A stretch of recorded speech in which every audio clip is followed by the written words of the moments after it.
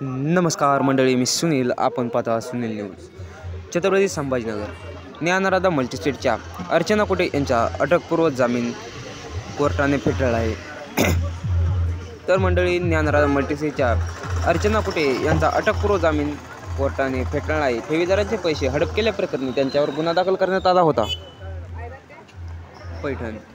पैठणसह मराठवाड्यातील ठेवीदारांच्या पैशावर डल्ला मारणाऱ्या ज्ञानराधा मल्टीस्टेट बँकेचे संस्थापक अध्यक्ष सुरेश कुटे यांच्यासह सर्व संचालकांवर ठेवीदारांचे पैसे हडप केल्याचे किंवा डल्ला मारण्याच्या प्रकरणी पैठण पोलीस ठाण्यामध्ये विविध कलमानुसार गुन्हा दाखल करण्यात आला आहे. यामध्ये आतापर्यंत 2 जणांना अटक करण्यात आलेली आहे.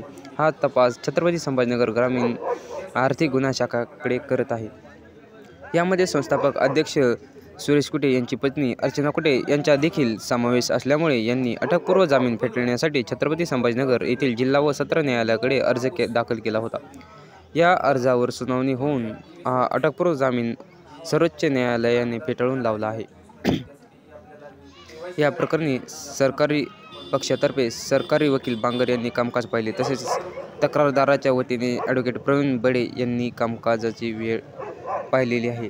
तर मंडळी, ही होती आजची महत्त्वाची बातमी. ज्ञानराधा व ठेवीदारासाठी अत्यंत एक दुःखद बातमी आहे, कारण की तुम्ही बघू शकता कशाप्रकारे सुरेश कुटे व अर्चना कुटे यांच्यामध्ये जे काही वादविवाद होते त्यामध्ये तुम्हाला अशी माहिती मिळालेली आहे की सुरेश कुटे आणि अर्चना कुटे हे वेगवेगळे झाल्यामुळे उच्च न्यायालयाने त्यांचा अटकपूर्व जामीन फेटाळलेला आहे.